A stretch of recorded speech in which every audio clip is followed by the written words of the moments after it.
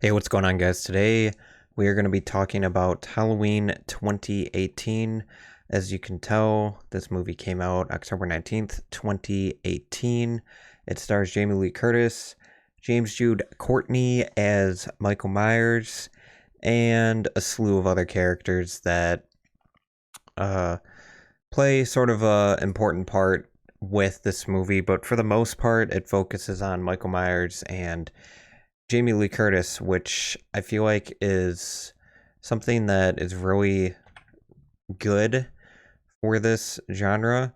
Um, I know in the original, there was sort of a debate of, who is the real main character. And for me, I'd have to say it's a 50-50 of Michael and Laurie Strode.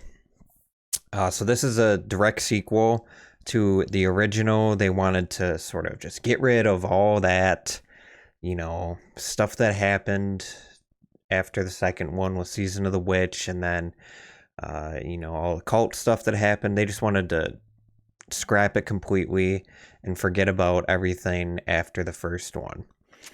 And so it's 40 years later, and it just follows essentially the same sort of steps that went on in the first one, but there's also a lot of, I guess you could say, background that sort of happens in this movie, and it mainly has to do with Laurie Strode. She's dealing with post-traumatic stress disorder. She's, you could say, seems sort of paranoid, but at the same time, she's preparing for when he's going to escape, which inevitably happens, 40 years later.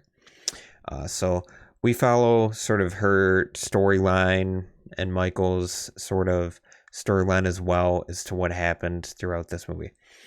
So the reason I personally like this movie so much is because the original Halloween from 1978 is one of my all-time favorite horror movies.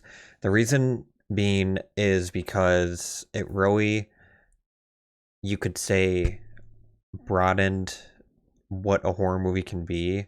And at the same time, it's one of the very first memories I have of a horror movie, which for a lot of people, that can be very, like just saying, it's swaying in your direction, which I could say is sort of a bias in a way, but at the same time, it's just one of my favorite movies. So that's one of the reasons why I like this movie so much, is because it follows that same path that the first one did, where you have Michael escaping and he's going after Laurie once again.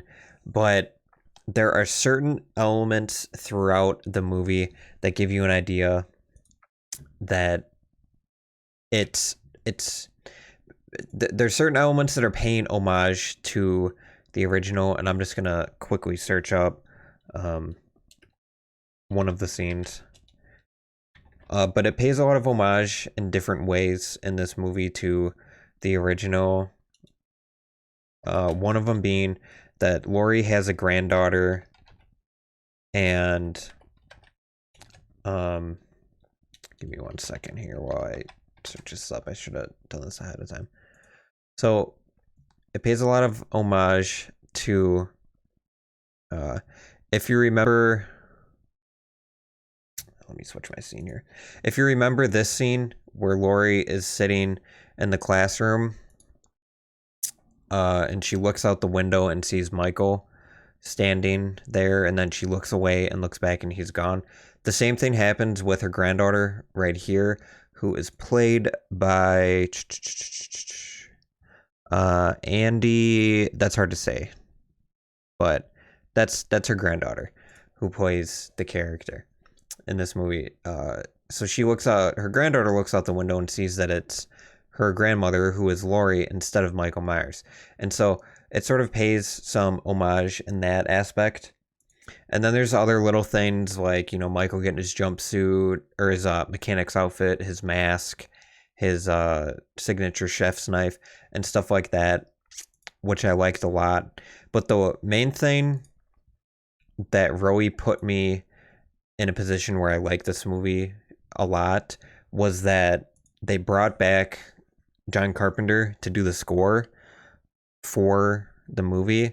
It's the original score from 1978. It's just updated with today's technology.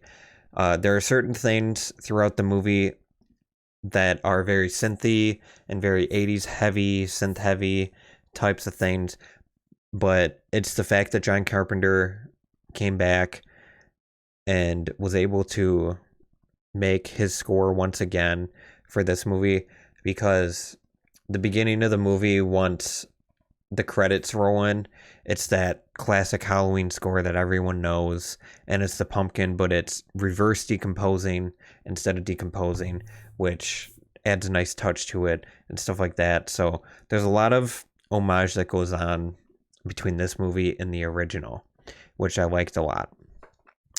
So for me, I would suggest this movie to anyone who enjoyed the first one, even the second one. You know, even though the second one doesn't really have anything to do with this Halloween 2018, it just makes for a good viewing overall. So for this movie, I'm gonna give it a 4.5 out of 5. I'm not gonna give it a 5 because I feel like it's too, and I'm not saying this is a bad thing, but this movie is too, I would say, alike when it comes to the original in a lot of aspects. Like I said, there's things that are very sort of interchangeable when it comes to characters and stuff like that. You know, characters have aged, they have changed, especially when it comes to Laurie's character, or Jamie Lee Curtis's character, Laurie. It just makes for a very good viewing overall, but that's the main reason I'm not going to give it a perfect score. It's just because the original is a 5 out of 5 for me. This one is a 4.5 out of 5.